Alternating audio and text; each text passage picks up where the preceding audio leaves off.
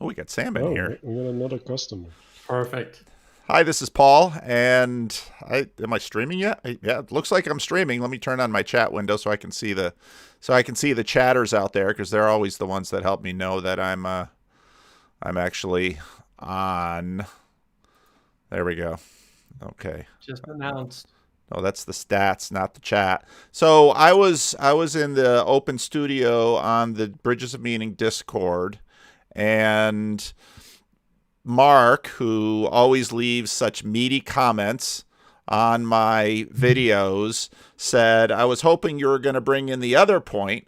And of course, what is the other point? I'm not sure what the other point is. You do know that you're streaming on the internet right now, don't you, Sam? Okay, good. All right. And, so he did have another point that I hadn't thought of, and it was a really good point. And so I wanted to explore that a little bit more, and I thought, hey, why not? I wonder if I could just live stream right from the Discord right into the right into the Hey, whatever YouTube. this thing we're doing. So everybody introduce yourself a little bit. I got to figure this out because Rick's going to have comments about what I'm doing here. I know he is. Um, Mark, Well, man, somebody introduce themselves. I got to fuss with something here. I'll go first. Go I'm ahead. Mark. I have a YouTube channel called Navigating Patterns. Do you have it? Do I'm you a have a big fan of Patreon? Paul. No, I have a subscribe star. Mark of Wisdom is my subscribe Oh, star. okay. Just There in you go. case There you anybody go. wants to do that. Yeah. And I'm a big fan of Paul's, and I do all the meeting comments. Meaty comments. Big Right. meaty To try to help comments. him out. And yeah, that's me, Manuel. Go ahead.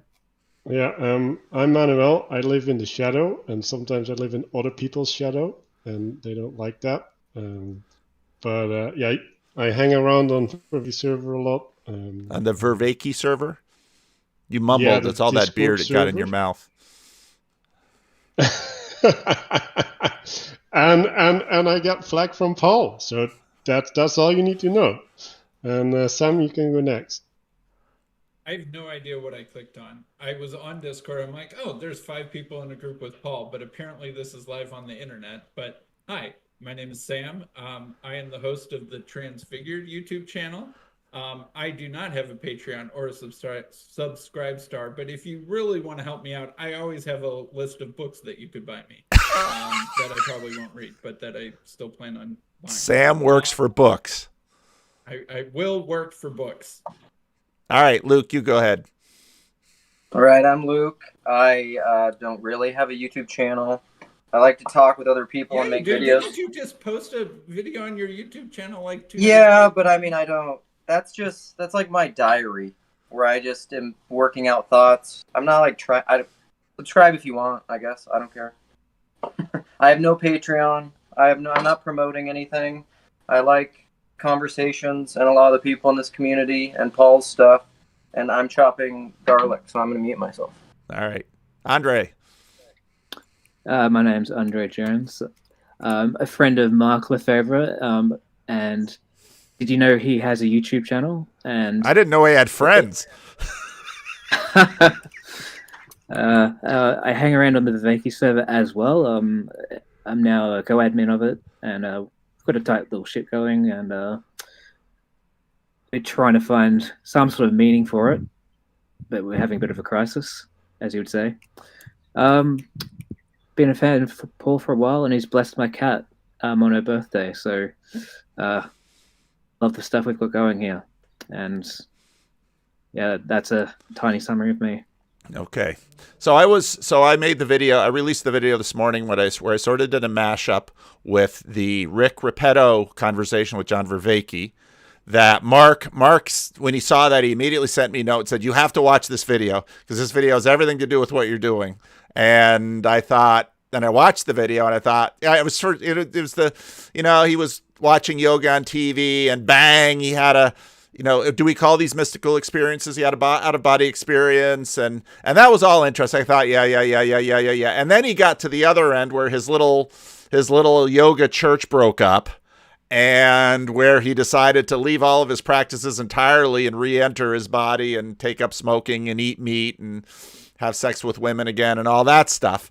And that whole transformation thing I found interesting, and I juxtaposed it with Gavin Ashenden, who had just released a video about a conversation he had with Jordan Peterson at Cambridge. And what I thought was interesting about those two sides were, here you have Gavin Ashenden, who also told Karen about a near-death experience that he had prompted by drinking too much alcohol. And it sounded very similar to Rick Rapetti's experience. And so then I riffed on those two things and brought in the Paul Kingsnorth thing. Very nice, Luke. So Luke's our first grader with show and tell. Here, carrots, peppers. 1, 2, 3. Sam, brought to you by Coke. What's that, Luke? Is that That's bacon fat. Bacon fat. Oh. So I was going to do a second part today, and Mark says, "Well, you'll hit my point in the second part." And I pretty quickly realized I wasn't going to hit his point in the second part because I didn't know what his point was. So Mark, brief, then Mark told me what his point was, and then Manuel said what he heard from Mark, which was a little different from what I heard from Mark. So why don't you go ahead, Mark, and give a little brief summary of what you see the second point is in this conversation about the mystical, and everybody's all excited about the mystical now. Oh, I want to be a mystic, but we're talking about the limitations of that. Yeah. So there's a couple of things. A lot of people refer to these as transformative experiences. And one thing I realized a little over a year ago now, being on the Vervaeke server and talking about these things, is that they're not transforming. They're just having profound experiences. Like they're having something, and more real than real. However they describe it, there's lots of descriptions for it. But they're the same jerks they were afterwards in many cases. Now, Rick Petty's case, obviously not, right? He actually did go through transformation, but then he transformed back, right, in the story, to your point. And it gets me thinking about, because I've been around hippies. I used to live with hippies. I love them dearly, even though I've always wanted to murder all of them for various very good reasons. Now I'm going to get demonetized by YouTube. A few of them. Look, sometimes when you live with people, especially people with no boundaries, it is difficult to get along with them because, but then what happens with no boundaries is they think they can, have these experiences and that they're making sort of progress or changing when they're not. And I think part of the reason why is because they have a local container, a community, right? And that's what Rick Rapetti was talking about. It's this local community's got Ram Dass and these other, semi-famous, mystics, or however you want to couch them, right? Gurus, whatever you want to say, from India, right? Lived in India. And then the community breaks up and he doesn't have another community to go to because he doesn't have a larger container outside of that would hold him. And this is one of the great problems, I think, with transformation is you need a larger container than your even than your community to hold you, right? Than your local community to go towards. Yeah. So there's a proximal container of your local church. And then there's the larger container of, in the case of Christianity, Jesus, right? There's the Jesus container, which is bounded by the Bible. The Bible gives you the balance for that container. And then when your local container blows up, your pastor has an affair, which didn't happen in Rapetti's story, but it sounded like there was a little bit of potentially sexual scandal that caused that whole community to break apart, right? I don't know that it was. I'm not making any claims. I wasn't there. I don't know the guy, right? But tantric practices tend towards the sexual, not that they are sexual at all. I'm very familiar with them. Their connectedness, roughly speaking, but they tend towards the sexual for whatever reason. And it sounds Mark like that's what tantric expert. Yeah, you can add that in your next introduction. No, expert on the tantric experience. No, not an expert on a tantric experience. But I mean, you can hear that in reports from, say, movies, music people and movie people and whatnot who have done this, right? They talk about Tantra and how it was great and all that, but it never lasts, right? And they don't have a larger container either to orient with these things. And so when you have these experiences and then your community breaks up, or you have these experiences and then it doesn't go anywhere, you end up in an apartment in New York for a month protesting, right? Or whatever John Lennon did, right? Right. Like, but then you go to Strawberry Fields. So my uncle and I went recently. We went to the ELO concert in New York City, and we were like, hey, we got some time. Let's walk up to Central Park, and we happen to be near the part where Strawberry Fields is. He walks up there and he's like, yeah, I'm not impressed. And I was like, really? Because he kind of grew up with all that stuff. Yeah. And it doesn't last, right? It doesn't because there's no larger container past your community. There's no larger container to have things in. Well, and what struck me when you were mentioning this, Mark, was, so I've been thinking, I've been trying to get the language around, I call it dead reckoning. Peterson deals with it with, once you have something that's sort of aspirational, you sort of pull yourself up to it.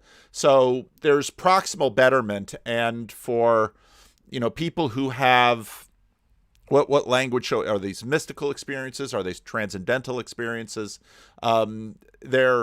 They're pre-modern, let's call them pre-modern experiences. I mean, all these kind of things that are very much upper register with very little connection, experiential connection to the lower register. So then people have a transformation. And, in Rick Repetti's example, it was all upper register, and he was trying to connect it to lower register type stuff. But you need to have really sort of a local container to sort of heighten this, stabilize this. Somebody just sent me a long email where they went through all of, a whole bunch of experience that they had, with drugs, and it was trouble with the law, and it was issue with the parents. I mean, lots of people have those kinds of things.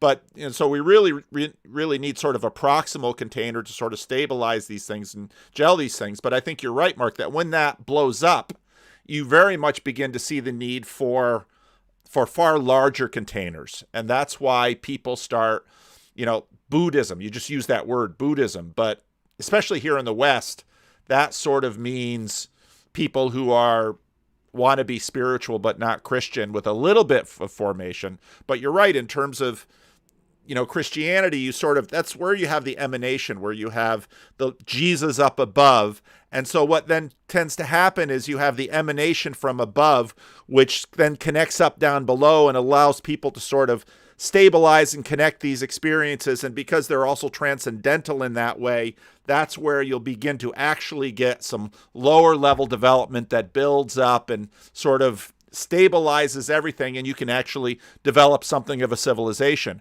Without this, without all of these, without any of that process from below, you're pretty much just stuck with these experiences that are just sort of ephemeral, and off they go, and they're gone. And, I think when you look at something like AA, which came up a fair amount in the comments section, you have the grounding of the group and the sponsor and the storytelling at the group and the meetings, but then you also have the big book and the tradition, and all of those things sort of allow the thing to settle. And then, once you get into something as large as a civilization, you really sort of need a world religion size environment to actually create all of the dynamics to fill in the world. So that's what I heard from Mark. So what did you hear from Mark, Manuel? Well, I'm not going to go do my commercial thing, because that's the private stuff. Like, I need to make the profit from it. But what I heard is like, you have the container, right? Like, I like to call it a worldview, and this worldview is the thing that allows you to place everything connected to each other, right? Like, because not only containers of groups blow up, but sometimes people blow up. And like, when a people blows up, they need to get themselves out. And when they blow up, they're in a community, or whatever goes for their community, right? So the community did not prevent that from happening, right? So you always need that extra thing to pull yourself out. And like, well, I have personal experience in this regard, but it's important to have a path back to intelligibility, to reestablish hope, faith, trust in things. We've been talking about that a lot lately, and here's where Vivek is right. Like if you start placing that in a person that's living, then they're always going to let you down in some way, right? Like they're unable to hold this forever because they're not perfect, and so it's important to have this transcendental aspect in your worldview that is able to be maintained across your experience. Anybody else have something they want to jump in with that? Because I thought that was a really helpful point. So, Rod Dreher on his American I will make a Conservative- note. Someone in the chat said it's the 3 introverts and the 3 extroverts on a panel. And I thought that was pretty funny. Okay, I'm sorry. Go ahead, Sam.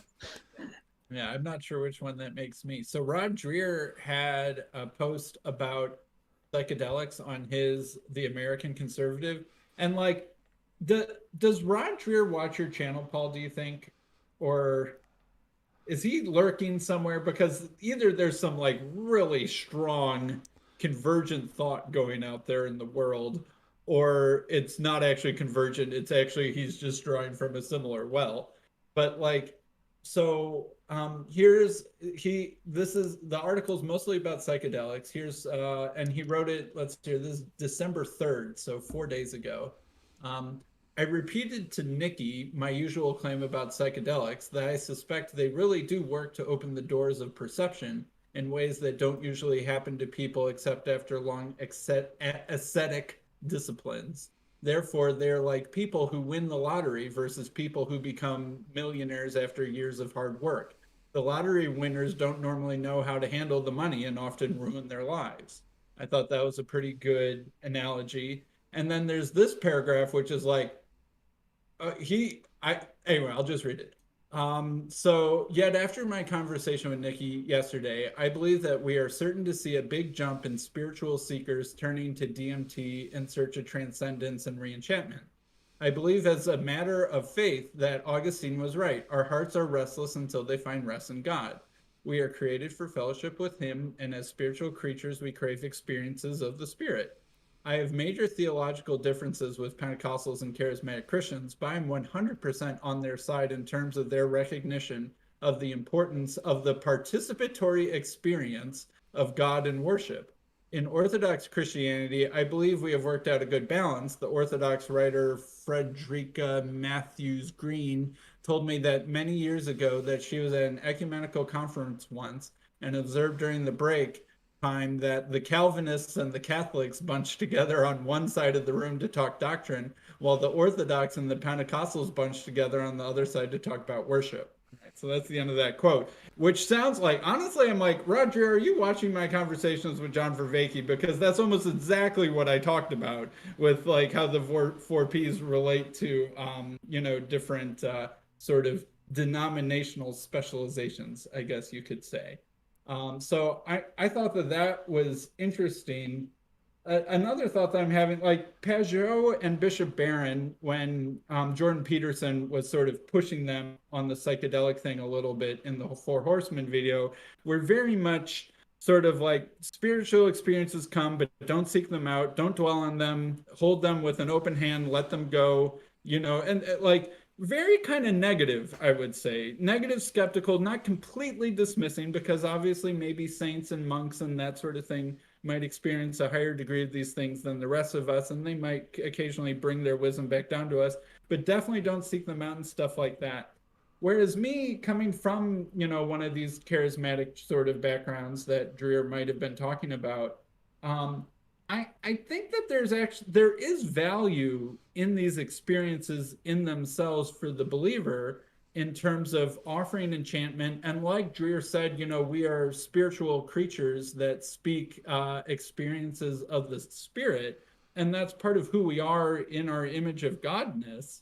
And so I thought that Pajot and Bishop Barron were a little bit too negative, really, on what I would say the perspectival, and in a way that Jordan Peterson didn't find very satisfying.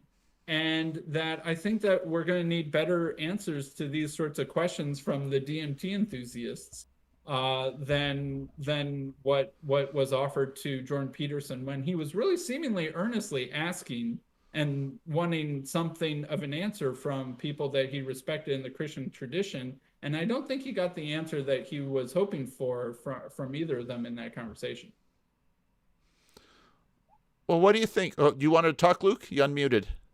Yeah, I did. Well, so I think that, man, there's a lot of things to say. Like, many people have said that the Vervaeke 4Ps are tough because they're just one of the downfalls, and he would acknowledge this, I think, and a lot of people would, is that they're only separated and shown to emphasize things to be able to analyze and talk about them, but really they should all be one thing.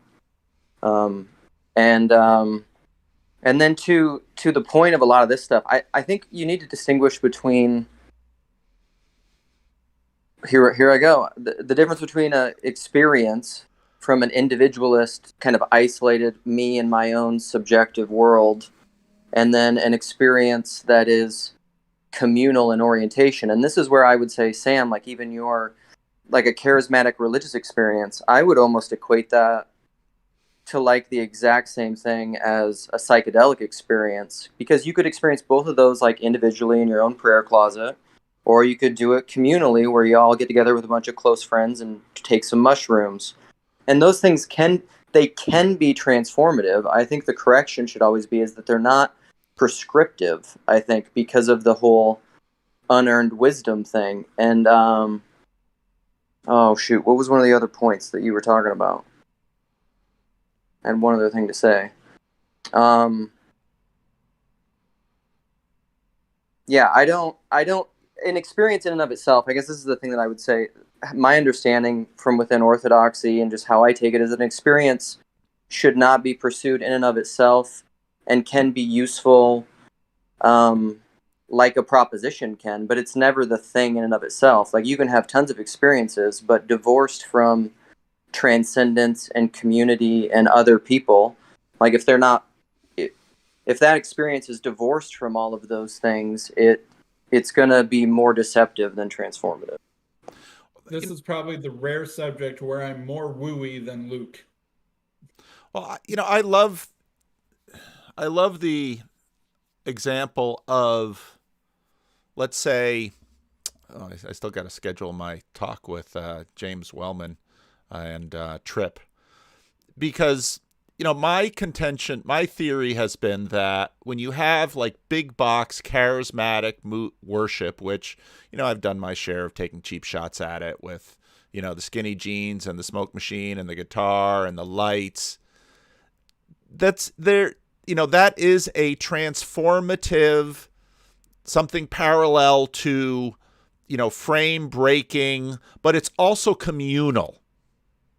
I mean, when you have thousands of people, even if they're singing love songs to Jesus, and they're doing it together, I mean, that for many people, part of the reason the American megachurch is working, and what I mean by working, it's functional in terms of its capture of the attention of millions of American Christians, is in fact that transformative experience. And people will tell you that experience is transformative. Now, any pastor also knows that those experiences are ephemeral in that they disappear. I knew a guy, he was a CRC. Your memory is something. True. The full qualitative experience disappears. Right. But the memory lingers on, just like how you can remember a dream after you woke up, but it's not quite the same thing as being in the dream itself anymore. But what we go ahead, Manuel. Well, the thing that we focus on or started focusing on is setting a container, right? So I think what's happening is there's a container setting, right, and then you open the space. So what you're doing is you're taking people out of their daily lives and you're introducing them into a sacred space, and then there's a sacred element because people are gathered there. But then there's also a sacred element in the fact that you're enacting with the same purpose. And so now we have the space open, right? And that's not a transformation, right? Like that's an affordance, right? Like it allows for potential to manifest. And then, well, like what is the spirit that's being invoked in that situation, and what is our relationship to that spirit? Like, are we letting that spirit inform us, or are we just consuming the spirit as a participant to have a good time? Right, like, so now we get into what is our intention, what is the way in which that we're participating in this openness. And like you can see the analogies all over, right? Like, so like in circling, people come in and they have this feeling of intimacy that they don't have anywhere in their lives, right? This was literally what Viveki said to Peterson, and it's like, yes, right. So there's this affordance. They're like, oh, right, there's all of this potential. Now they can't handle it, right? Like, they don't have a interface with the potential that allows them to transform themselves as a consequence of what's actually available to them. And I think that's where the box is. Like, okay, like, how do we get people to actually transform in the right direction? And now we got to talk about the good. Like, what's the good, right? Like, how do we relate to the good? Like, how do we understand the good? Is the good the thing that sensei says, right? Like the teacher? Like, oh, are we going to follow a person? Or is the good something that's transcendent, right? Like, that's being passed down through a tradition. And I'm just going to go with the tradition and not with whatever the teachers say. Well, and how common is the good? Because if the good is common to your local group, but it's not common outside your local group, and the group blows up, your entire identity, your entire worldview is gone. And that's the problem. Whether you're talking about spiritual experience, and Sam, I totally disagree with your characterization of Bishop Barron and Peugeot. And actually, I did a breakdown on the meaning code. We're going to do another one with Karen Wong on the Four Horsemen conversation, right? And I'm not actually even against taking psilocybin, but I'm completely no on drugs, because I've seen a lot of people take drugs in good containers with guides. The person has a bad trip. The person has a bad trip, and the guide is ruined for life, because they couldn't prevent the bad trip. That happens all the time. Yeah. It happens. I've seen it many times. That's what's blowing up churches, because a priest scandal, someone deconstructs because they had a bad experience. In the pitch PVK, someone put in an idea talk about childhood trauma and deconstruction. That'd be an excellent topic. So to your point, Mark, yeah. Right. And so you can see how this is the same, whether it's a sexual scandal or a profound experience, right? Or just the disintegration of a community, or a situation like Manuel's talking about, where you go into something like a circle. So a circle is usually temporary. I mean, maybe it's a group of people you know. We've done some experiments on the Vervaeke server with it. I'm not a big fan. The guy Sangstock was on. He talked to us about circling. You can listen to that on the Awakening from the Meaning Crisis Discord YouTube channel. It's kind of interesting because it doesn't give a lot of information, I would say, but it's very telling in other ways. I think what all these things have in common is they lack this larger structure, this larger container, right? And we were calling it earlier the Jesus container, right? The container where everything is, because I don't think people take transformation seriously enough. In transformation, what you're doing is you're taking your current worldview, or at least significant parts of it, and you have to kill them. You have to let them go. You have to destroy them. When you're doing that, you need support. And then when you're transforming, you need to know, are you transforming for the better, or are you turning into something worse? Because it's not clear, right? And then once you get there, you still need to reestablish your transformed self. You need something bigger for that. And just to round it out, also the container needs something for that. You can't reform the container if the container isn't sitting in a wider thing. So when you talk about things like contentional communities, that's a self-referencing thing. You want a community that references a common good that's common not only to your community, but to all humans. So that if your community goes through a problem, or if it has a problem, or if it becomes corrupt, You have a reference point outside of it that you can orient towards, that you can fix it relative to. Like, that's why the larger like the container is so Babylonian important. king having the Babylonian god above the Babylonian king, right? It's Exactly. those same But that always has to be. To some degree, that's always going to have to be ineffable and only Yes. ever, but only ever seen in the personal things. Because otherwise, which is why I think in Christianity it's made to be love. Because if you make it something else, it'll turn into a utopian ideology every time. But that's why it's so tricky. So Rick Rapetti talks about this, and you can watch Vervaeke's absolutely giddy the whole time, right? He says, oh, I had to reground everything. And then Vervaeke's just like, oh, yeah, you had to reground everything. But again, you're not rising above the container. Like, maybe that container could have been fixed. Maybe that could have been repaired even after the damage that was done, had they a larger container to orient against and fix against. The only reason the container blew up for Rick Rapetti, according to his story, from my understanding, is because there wasn't any way to fix it. Everybody went off in different directions and it splintered because they didn't have a larger container to reference. How do you maintain fidelity with a larger container? Besides just saying it, how would that look? worship. Right. It looks like the Christian church. I mean, I think It's worship. That's the how you maintain relationship with the But it's easy to say that. But the last 500 years of the Christian church have shown that Christ and Antichrist kind of go hand in hand. Oh, well, yeah, it's sacrifice, right? Like you sacrifice for the container. Like people, I thought of it like a month or two ago. Like sacrifice is a virtue. Like yes, like you need to learn to sacrifice. There's a lot of people who would agree with everything that you're saying, and all their relationships and churches and marriages are falling apart. Sure. So you're welcome. So what? Welcome to peopling. Yeah, well, I know your doctor smokes and is overweight. I mean, this is people, right? And but you still need the container. I really love this point by Mark, which is you still need this container because actually this container allows things to reconstitute, and this is one of the reasons. How does the container manifest though? It gets manifest in the locality again. So Chad's in the Chad the Alcoholics in the chat room, and I think AA is a great example because there are better and worse AA chapters. And I'm sure people, let's say, who move around a lot, the AA group in Portland was wonderful and the AA group in Kansas City is not as good. You have all of this stuff. But there's an essence to it that holds it together. And let's say the church on the corner that's dying or has trouble or whatever, it can be reformed because the Reformation is possible. From the container, they can access it and sort of pull it down and try to reinstantiate it again.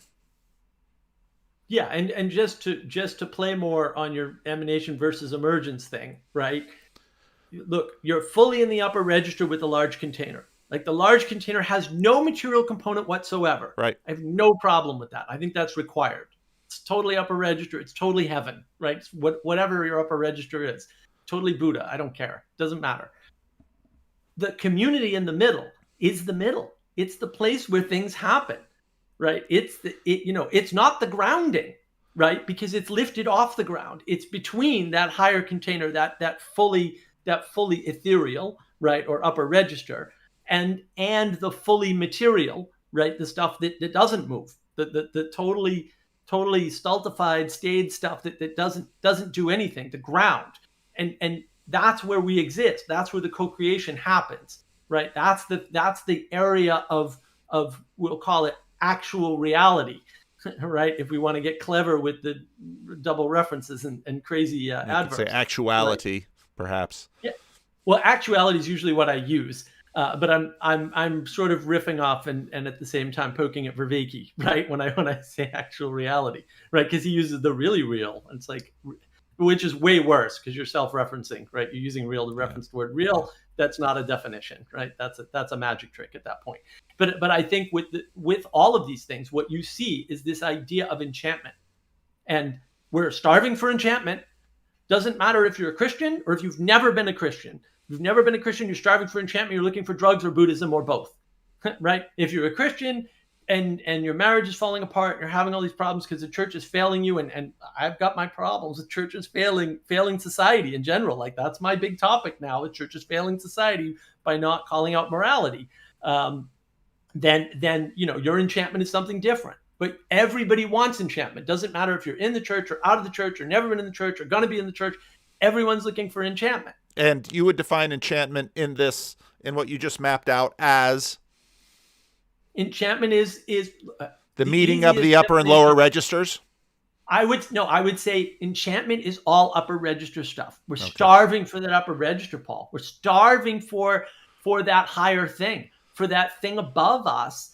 Not that we necessarily want to engage with it in submission, which might be the proper way to engage with it. I'm not making a statement here. I'm just throwing out random ideas that maybe I've thought of for a long time, right? But we want to engage with it nonetheless. And hey, if that's drugs, that's drugs. For Chris Petkow, it's drugs, right? He's a big drugs.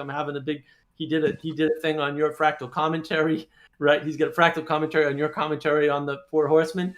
And I've been commenting on him because I'm pushing back on him, saying, drugs are bad. Lots of people become schizophrenic. They become paranoid, sometimes for life, as a result of psychedelic experience with chemicals, because they're trying to control it. And that's not good. Like, nobody wants that.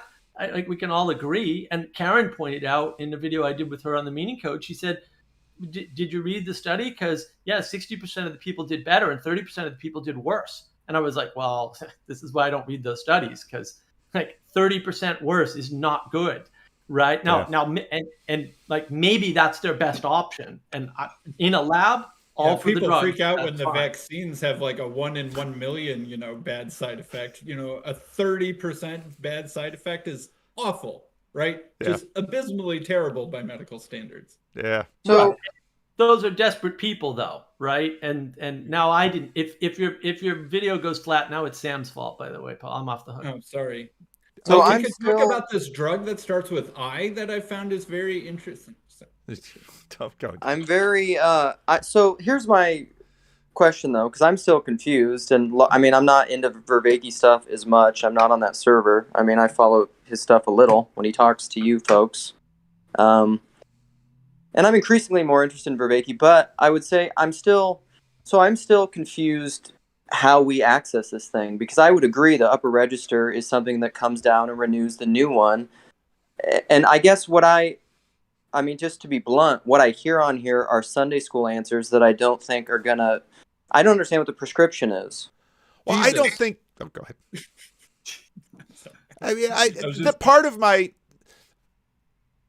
I think we have been formed by our culture to imagine that there is a prescription, and prescriptions sort of imagine that there is a pill I can take and I'm going to resolve this. And part of the pushback by Vervaeke, Barron, and Peugeot on Peterson is the skepticism about a pill. Because there is no prescription. Think of your entire life as a pill in that sense, because it is all going to be formation, but it's not all bottom up. It's also, so I'm a Calvinist, so I also believe in a lot of top down. And a lot of the stories I shared on the video I released this morning were about people who just were simply given a gift. God decides, my friend, he actually lives in the UK, is, okay, I'm meeting you tonight and you'll never be the same. It's Paul on the road to Damascus. These things also happen. Life is wild like this, and there is no prescription. And so, we are in many ways radical recipients that the best you can do is keep your hand open.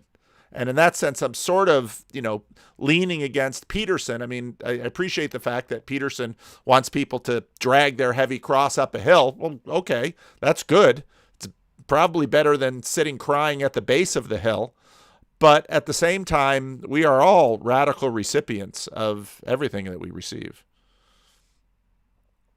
Yeah, I guess I'm going to try to state it more clearly, I guess, then. So, we're all so we have these experiences. This is how we started it off. But if it's just an experience in and of itself and isn't nestled inside a larger transcendent box, then it becomes a problem. Right. Which my concern is that I think that's largely societally and culturally and individually true. And then you could say we're not doing that. So then what do we do? Well, And you can say church, but that is also failing. well, So like It's not utterly failing. No. It's having some mixture of failure and success, like it's always had. well, you have to have church, right? And then you have to have the awareness that there is such a thing as these transformative experiences, and you have to guide people in a way that prepares them to have them, right? Like so you can go into a week of fasting, right, and just say don't eat, right? Or you can go into a week of fasting and you give people comprehensive structure, right? Like this is like 5 things that might happen to you, and these are reactions to the things that will happen, that will allow you to find meaning effectively, right? Like you, because like you can read the Bible, right, and then like it doesn't make sense, right, and then suddenly you're in the right context, and then the thing informs your whole world, and having the connection, right, the ability to connect whatever is relevant to a person in the moment, which might be a different thing for every person, even if they're in a similar situation, and someone actually able to provide that to them, right? Like that's what I think is important, right? So first of all, the person needs to ask, and secondly, then there needs to be a resource that's able to distribute people things in their path, right? They need to be able to recognize the path that a person is on, and the position that they're in on the path, and what's going to help where they're at, and like, yeah, so you need skilled people there. Like that's just a people job. Right. And when in many ways, I think the prescriptive argument is the problem. Right. We've gotten into this scientific mode of thinking, right? Decades ago, right? Maybe 200 years ago, right? Around the Enlightenment, maybe. And then we've decided that, look, like we can use the tools of science, right? It's very Kantian, right? We can use the tools of science to apply it to this religious realm and figure out how to build better robot people without all these flaws. But that's not the way it works. And so we've taken, I mean, Bishop Barron talked about the flattening of the Catholic Church. Catholic Church is very flat. And you know, he didn't, I don't think he went as in depth as I would have liked, although I liked him a lot better this time than previous times I've seen him. Right? Because, you know, he did exemplify how the church got flattened. And I think there's something, so if you want to take Vervaeke's work seriously, and I do, even though I have deep disagreements with some of John's formulations, if you look at something like participation in the church, like that's something that is more or less exemplified, to your point, Sam, when you talk to Vervaeke, in certain churches, right? Certain denominations go after these different sort of 4 P's of knowing. And I know, like, Manuel and I worked on the different 4 P's, right? I talked to you, Paul, about that over a year ago now. I talked to Karen Wong about it on the Meaning Code too. I think that one's in some ways a better video. We had a little bit more time. But there's a way in which the church has took the scientific endeavor too seriously. And so, look, if you do the Mass in Latin and I don't understand it, that is a participatory advantage, because there's a way in which, because I can't hear the propositions correctly, but I see the relationship between the Latin being spoken and it being acted out in the is it the liturgy, whatever it's called. So, see, I don't go to church. But there's a way in which I learn from that I cannot learn from if I'm just told what's going on directly in a language I understand. True. If the Mass is in English and you do understand what's being said and etc., then there's also an ability to interact with it in a way that you can't if it's in Latin. So there's a flip side of the coin. I agree, but you're privileging propositional knowledge over participatory knowledge, and I will actually state this axiomatically. No, but I'll state this No. axiomatically. Participatory knowledge is way more important, way more significant, and we don't even need propositional knowledge because we only need propositional knowledge to communicate with others. And also, if you tell me something, right, my reaction could be, oh, you told me it, I know it, so now I don't have to deal with it because I know it. And that's a thing that a lot of people do. That's academia. And sometimes, right, like I wrestle with it, right? Like I do the right thing, and I think I know it, and I still don't know it because I don't have the right context in order to grasp the full meaning. So like giving people propositional knowledge is the way for them to get spiritually bypassed. So like when you look at awakening from the meaning crisis, right? Like it gives you a sense of like, oh, like I'm actually resolving the meaning crisis for myself, but it's not, right? Like there is no tool in there that can be enacted participatorily that will help you resolve your meaning crisis, right? Like it might lead you to finding solutions for yourself, right? And like I hope it will, but the fact that you spend 50 hours on that like does not resolve anything for you, but it does give you the feeling that you're working on it, and that's where the danger lies, right? Like people like to engage with a billion ideas, and now they think they're smart, right? But they still can't translate that into transformation in their lives. All right. Closing comments, people. Let's land the plane. This isn't supposed to be a 2-hour thing. And Colton asked if I could. I still haven't gotten into the habit of saving and streaming, and so the technical stuff's here. This is a total experiment, but I think it was a productive experiment that we just did here. So, closing comments. So I would say that I don't know. I'm still confused because if there's transcendence that we need to be participating in, and participation is so important versus propositional, and if we say it's just like these proper liturgies and church is an example, I don't know what other examples people would say. But then, like Mark, you even said, like, you don't go to church. So I don't understand how you're participating in transcendence then. How like it just, I don't get it. Laying on the altar call. I mean, no, I'm not doing that either. Because I just made a big video about Christian perennialism. So, I mean, I love that Paul Kingsnorth video. I'm not saying, like, I'm not going to say this is prescriptive for everyone because I'm not you, which isn't pluralism either. Watch my video. The guy who said he had no channel. Well, I think that distinction is important. I like that. The link to the Patreon's in the description. There's no Patreon. Support Grizz. Give it to him. Give it to Grizz. He wants it. I don't want it. All right, Andre, you haven't said anything. There was just a very loud cat there, so I just touched that.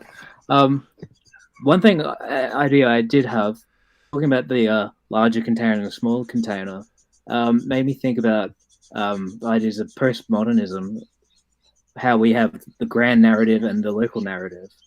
And I believe there may be ground there to explore connecting all those ideas, especially with transformation and perhaps ruin. And that my only real comment would be to say my friend Mark Lefebvre has a YouTube channel, and you should all visit it. And that's all I've got to say. All right. Thanks, Andre. Manuel, you have any closing comments? Well, yeah, like we participate in the transcendence through hierarchy, right?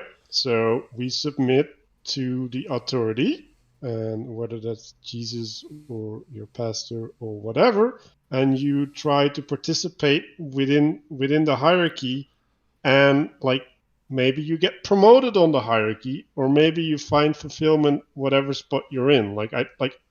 I don't think having the experience is necessary because you can participate through others. Good. That's helpful. Any other closing comments?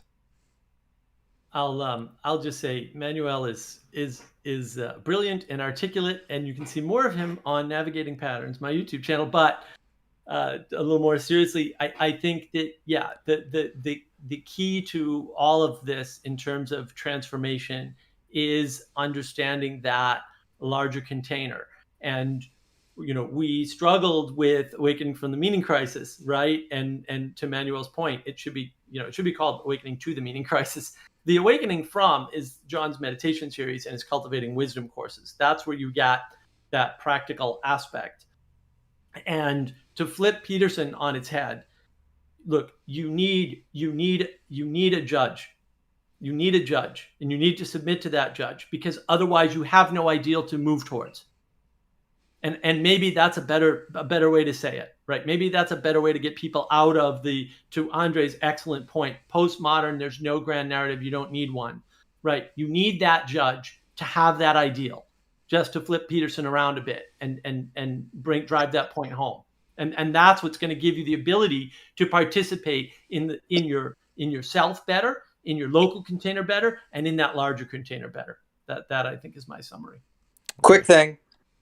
Yep. Does this Christ judge manifest in you and your quiet time reading the Bible, through his revelation of the Bible, or through the magisterium, or through...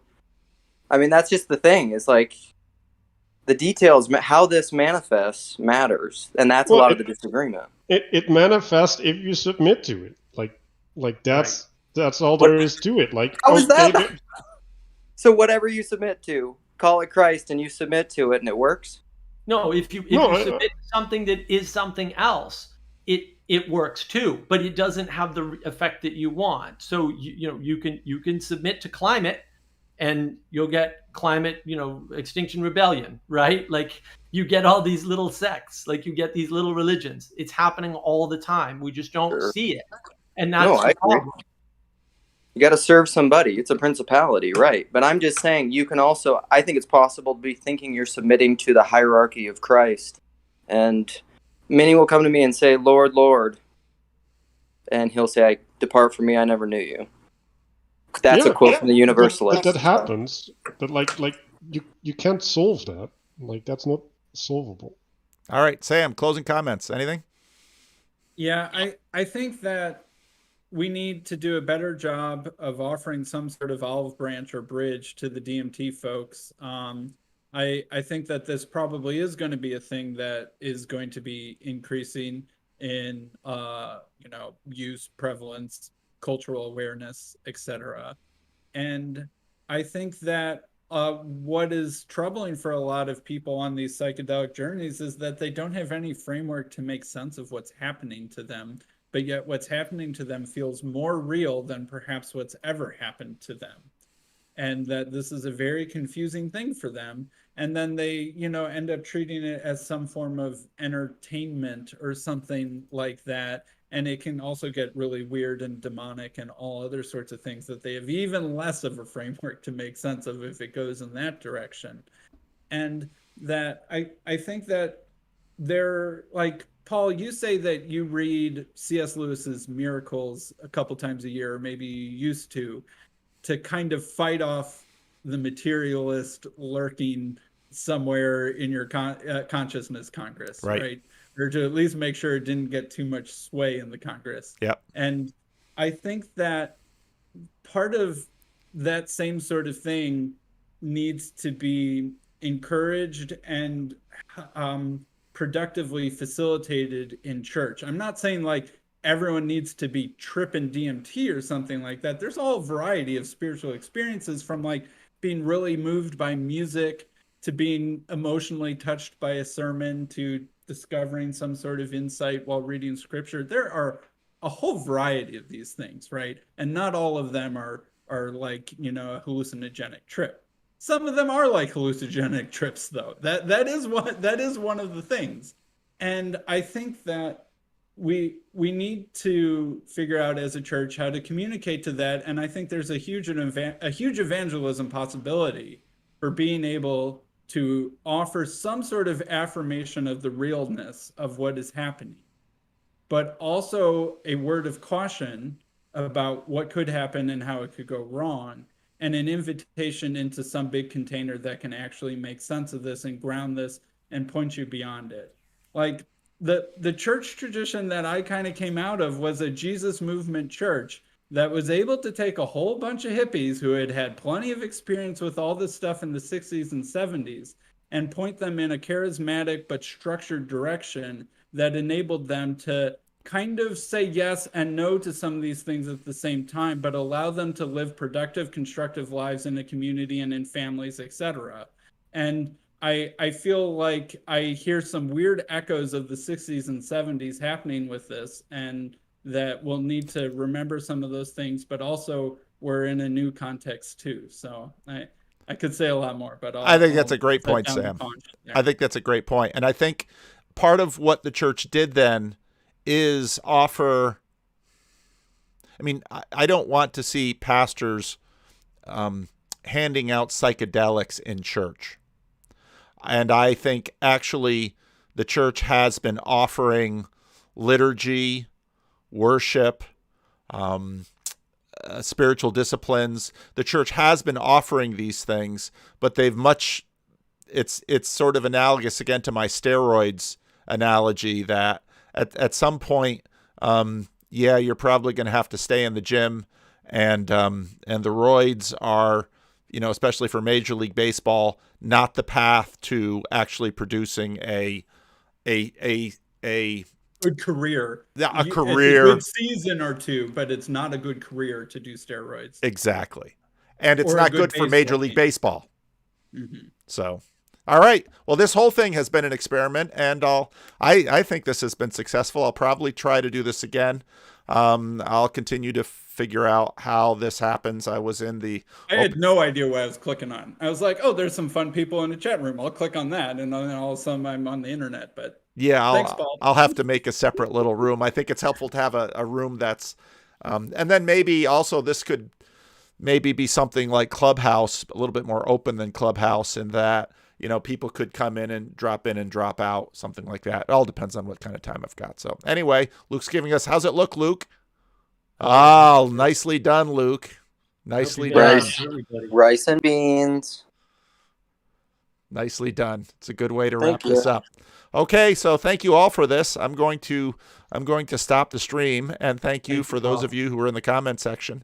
And good experiment. Thanks, guys.